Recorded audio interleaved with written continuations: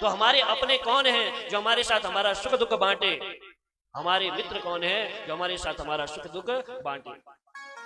हमारे सुख दुख में हमारे साथ जो हर समय खड़े हो, वही हमारे मित्र हमारा। गोस्वामी तुलसीदास जी ने भी रामचरितमानस में वर्णन दिया कि मित्र कैसा होना चाहिए,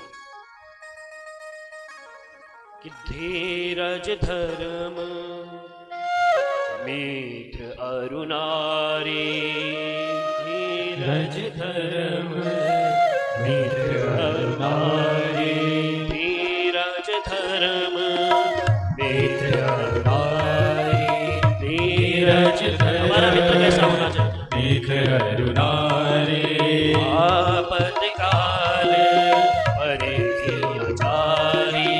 आपत्काल परिचारी, जीना मित्र दुख हो या दुखारी, मेरा मित्र।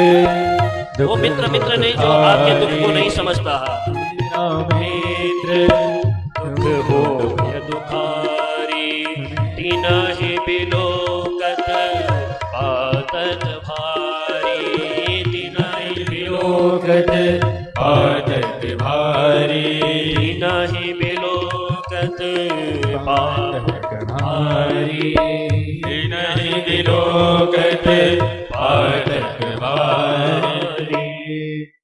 धीरज धर्म मित्र अरु नारी। जब विपत्ति का समय आता है ना, तो तीन चीजों की परीक्षा होती है। हमारे तीन चीजों की परीक्षा होती है माता जी। धीरज धर्म मित्र अरु नारी। सबसे पहले बताते हैं धीरज। जब विपत्ति का समय रहता है व्यक्ति के ऊपर है, तो समय उसे धीरज बांध देना चाहिए। अपना धीरज आपा नहीं खोना चाहिए कभी। दूसरा लक्षण बताया है धर्म। अपने धर्म से भी कभी विचलित नहीं होना चाहिए। संसार में हम सुनते हैं लोगों से, महाराज हमारे भगवान ने हमारे साथ ऐसा कर दिया, वैसा कर दिया, हमें कष्ट दे दिया, दुख दे दिया, अब हम भगवान की पूजा नहीं करेंगे आज। तो कितना बड़ा मूढ़ व्यक्ति है वो, जो अपने धर्म से विमुख हो रहा है। भगवान की उसमें क्या गलती है? यदि हमें कोई कहीं से कष्ट मिला है, दुख मिला है, तो उसमें भगवान की गलती है क्या? हम तो यहाँ पर कर्म के लिए भगवान ने भेजे हैं, जैसा हम कर्म करेंगे वैसे हमें फल मिलेगा। तो अपने धर्म से कभी भी विचलित नहीं होना चाहिए। अपने धर्म में सदैव जो हमारा सनातन धर्म है, जिस सनातन धर्म से हम सब जीवों की, हम सब मानवों की क्या हुई है, उत्पत्ति हुई है, उस धर्म से कभी विमुख नहीं होना चाहिए। फिर बताते हैं महाराज, मित्र जो हमारे मित्र होते हैं, उन मित्रों को भी उस समय हमारे सुख दुख में साथ दे देना चाहिए। यदि मित्र अगर सुख दुख में साथ नहीं देता है, तो हमारा वह मित्र नहीं है, वो हमारा भाई बंधु नहीं हो सकता है, वो हमारा कभी अपना नहीं हो सकता। और आजकल के इस समय में पता है लोग क्या है, अगर आप कष्ट में हैं, दुख में हैं, तो आपका भाई, आपका बंधु दूर से नजारे देखेगा। कई संसार में अच्छे हैं भाई, पड़ोसी अच्छे हैं, बंधु अपने अच्छे हैं, लेकिन सब भी एक जैसे नहीं।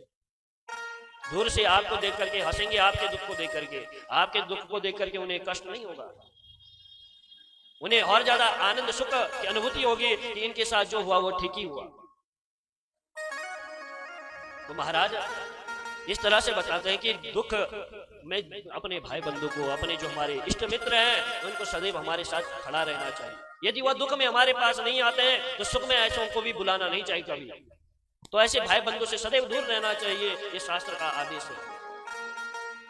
और फिर महाराज एक और बताया महाराज लक्षण है नारी का, कि नारी को भी कभी भी अपने स्वामी से, अपने पति से महाराज दुख के समय में उससे दूर नहीं चले जाना चाहिए। कई स्त्रियां ऐसी हो जाती हैं, अगर पति बेचारा कमा नहीं पा रहा ठीक तरह से, उसका व्यवसाय, उसका व्यापार ठीक तरह नहीं चल रहा है, तो ताने मारने बैठ जाता है।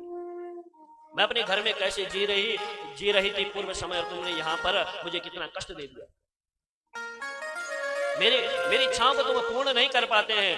अपने घर में वो चाहे कितनी बड़ी मालकिन हो, कितनी बड़ी रानी महारानी क्यों ना हो, लेकिन जिस स्वामी को उसने ग्रहण कर लिया, जिस पति को अपना लिया, वही उसके लिए सर्वस्व हो जाता है।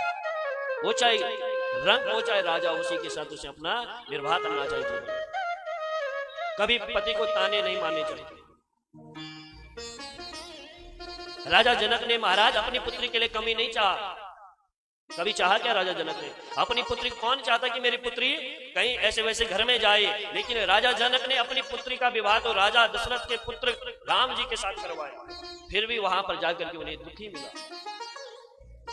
तो लालच में जाकर के कभी हमें ये नहीं देखना चाहिए कि कहीं पर हमारा वहां पर जाकर के कल्याण होगा, हमारी पुत्री का कल्याण होगा। पुत्री का भाग्य विवाह के बाद बदलता है, देखा जाता है।